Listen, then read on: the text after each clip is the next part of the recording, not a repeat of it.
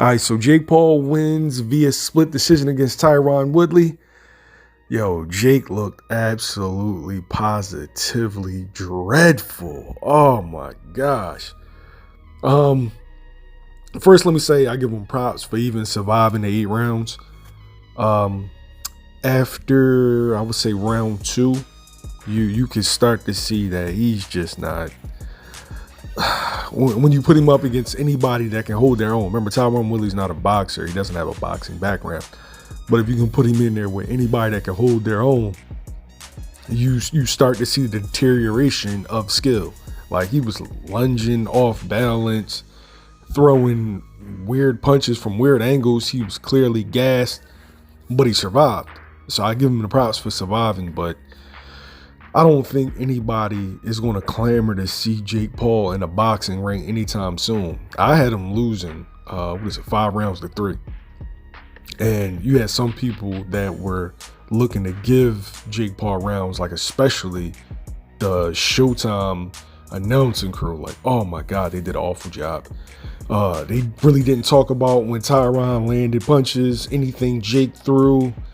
They threw a party with confetti, sprinkles, and glitter. It's like I understand the business of boxing, but and I expected something like this. I expected Jake to win via controversial decision, and Tyron could have did a lot more because whenever he decided to throw, he landed, and it was the cleaner, harder shots.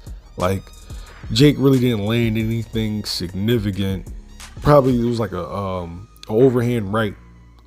And that was like after round 3, but nothing significant. His punches lacked power. He was gassed. He wasn't used to fighting, and he wasn't used to fighting past a certain time. And I kind of figured that this was going to happen. I feel like the Jake Paul experiment, it's over. It should be over. But props for him from even getting in the ring. You can't call yourself the face of boxing. I know you'd be trolling, but you can't call yourself the face of boxing. You never face a boxer. And we see why they will never put him in there with a boxer.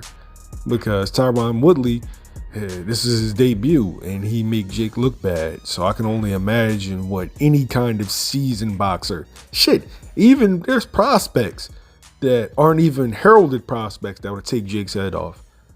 So, yeah, I hope everybody is done with this. And now we can get back to actual sports. Now, he doesn't bring excitement to the sport. He does bring a lot of casual eyes to the sport, but for as many pluses as he brings a whole bunch of minuses as well.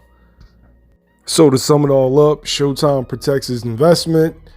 They're going to keep going with the Jake Paul experiment, and they better find somebody that he can look really, really good against, because Jake Paul in a tactical boxing match, it was as boring as watching paint dry. And shouts out to Tyron Woodley, man. He looked like that with some boxing training, he would have been okay in the sport. Still a little gun shy with letting his hands go. But, at 39 years old, he definitely looked solid. He looked a lot better than what people expected. And yeah, shouts out to him for having a great fighting career. And yeah, the undercard was pretty solid. Montana Love beat the snot out of Ivan Branchik. Dubois got, back in the driver's seat. So overall, successful event, man. Yeah, but I really don't want to see Jake Paul in the ring anymore. Yeah, I'm good on that. But you let me know, who do you think won in the comments below, and do you want to see Jake fight again? Don't forget to like, share, and subscribe. YSM Sports Media. We out.